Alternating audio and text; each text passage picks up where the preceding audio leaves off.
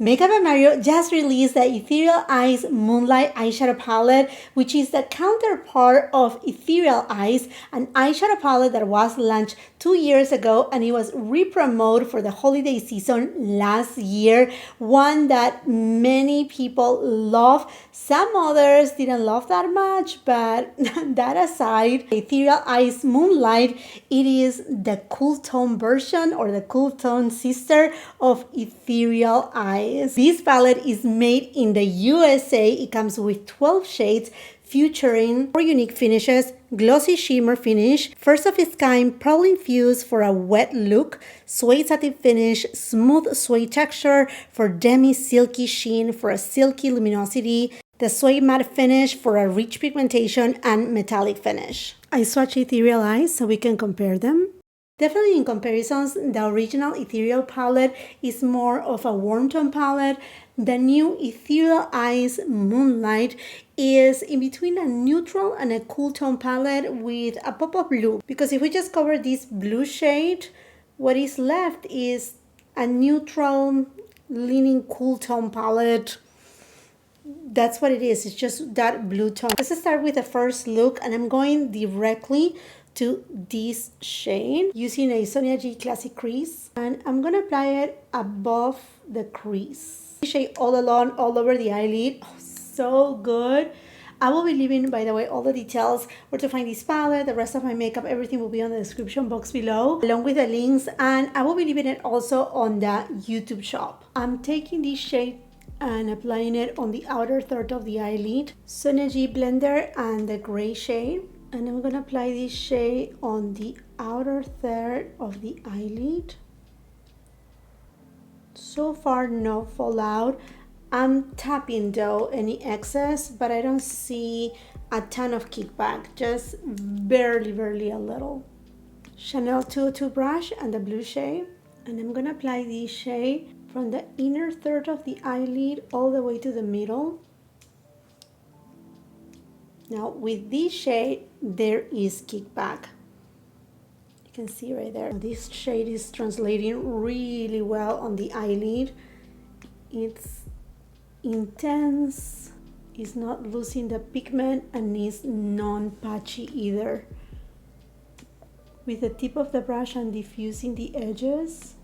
Sonia G crease brush and the black shade. And I'm taking this shade and applying it on the third of the eyelid just to give a little bit more depth. BK Beauty 204 brush, and I'm gonna apply this shade on the lower lash line. I'm going to the blue shade with an Isum T05 brush, and I'm going to stamp this shade on the roots of the lower lash line, like such. Chanel 202 brush, and I'm going to the satin gunmetal shade, and I'm gonna apply it on the outer third of the eyelid. I don't think it's necessary, but I just want to see what it will do to the eyeshadow look.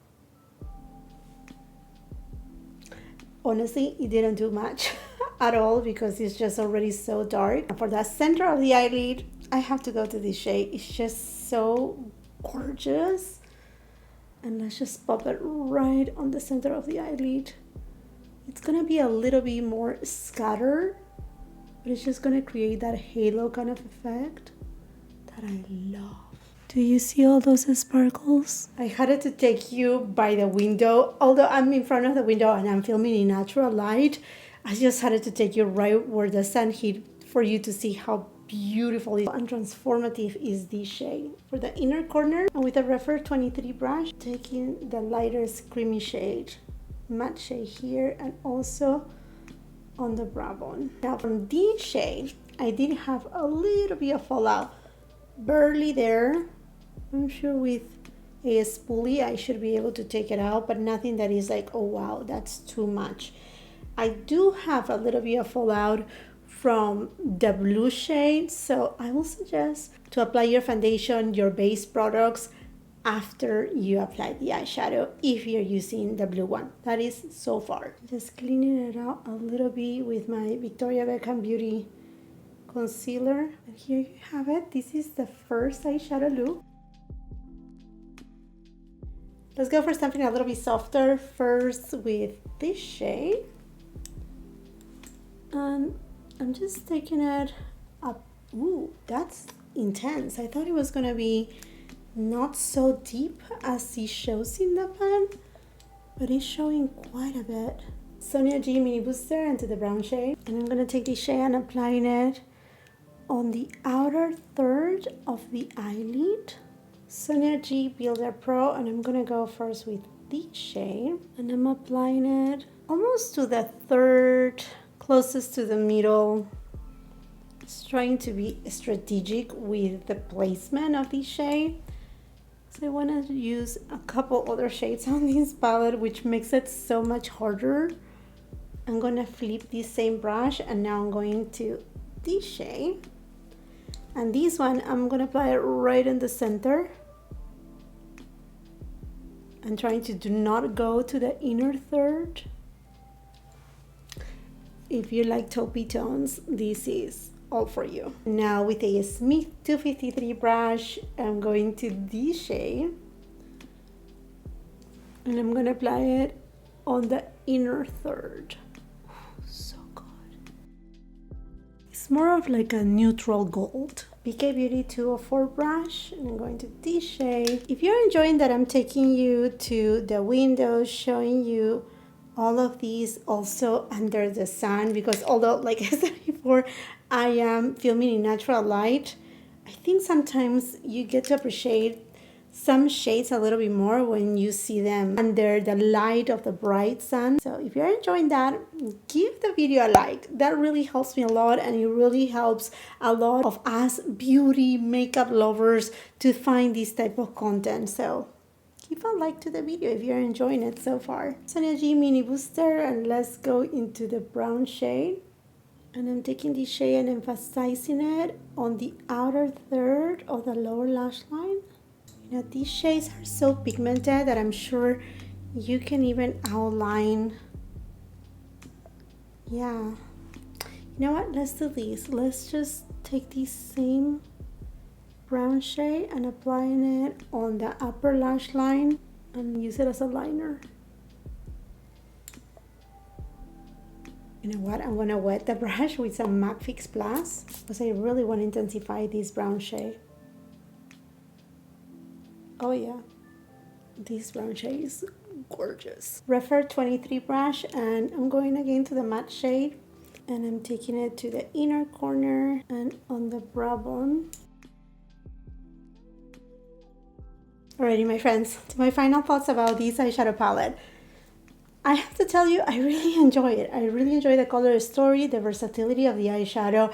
If you want to have something more subdued, use these shades here, this shade. And these shades, mostly the matte shades, they carry a lot of pigmentation, meaning that you can build it up to the intensity that you want to, which makes it very versatile because you can use it for many skin tones. Mostly, you're talking about an eyeshadow palette that was created by a makeup artist with a makeup artist in mind. Does it make sense? So it is not only versatile, but the pigmentation is so good that you can build it up to the intensity that you want to. So that to me is super important. One thing, if you are a general user, you're not a makeup artist, I will suggest do your base afterwards because you will have some fallout. Even with the matte shades, even tapping it, you know, being very careful, go light-handed, you're gonna find a tiny bit of fallout. Not much that I'm just like so upset about it. I clean it up, but you were able to see by the footage that there was a tiny bit of like darkness or like some shimmer shades. So if you want to have a very clean look, do your base afterwards. Payoff, blendability is there. If you are a little bit scared to use this type of eyeshadow palette, I would suggest you can go like in quads or in like 6, like I did these 6 right here. You can do these 6 right here, or you can do these 6. If anything, perhaps these two, there is a differentiation between them, but not perhaps enough if putting them together. So I will suggest play with them, but separately, because on this eyeshadow, you can see a little bit of the difference, which makes it very interesting and give a lot of dimension. But I think playing them solo will be even a little bit better. This shade over here is so glossy and beautiful. I do have hooded eyelids, and obviously if I'm doing like this, I mean, amazing, friends. Amazing. You cannot really see my eyelid, but when it's closed, oh my gosh, this is just so beautiful. I'm very impressed about the formulation. The matte shades, they are a little bit not creamy, but not as dry as a formulation as the previous eyeshadow palette, the Ethereal Eyes. That one, the matte eyeshadows, they were just a little bit drier, not chalky, but just a little bit drier. These ones, they do have perhaps a little bit more of emollients that makes it a little bit easier, not only to blend, but just to make it, you know, an even kind of blend. Yeah, and I mean, other than that, I think this eyeshadow palette, you have to be a neutral / cool tone lover to really enjoy this palette. But I'm so happy to see Makeup by Mario bringing us a different eyeshadow palette, and with this ethereal kind of formulation, these wet kind of formulas that are just like so good, so mesmerizing. And I think game is on now, because we have Makeup by Mario. Natasha Denona just launched a new eyeshadow palette, which I will be reviewing. Likewise, I will be reviewing the holiday palette from Huda Beauty, and that is a cool tone palette as well. So anyhow, friends, let me know what are your thoughts about this new palette from Makeup by Mario. Are you picking it up, or are you putting it on your wish list? Let's continue that conversation in the comment section down below while you're at it. If you haven't done so yet, I invite you to subscribe to the channel. Make sure you ring the post notification bell so you don't miss any of my uploads. If you're on Instagram and TikTok, come and follow me there. If you like this video, if it serves you of any help, please give it a thumbs up, share with family and friends. And if you're not done watching my content, well, I have a ton of other videos. I will be leaving a couple at the end of the screen that I'm sure you're going to love. Until the next time, I hope you have a beautiful, wonderful day. Bye-bye.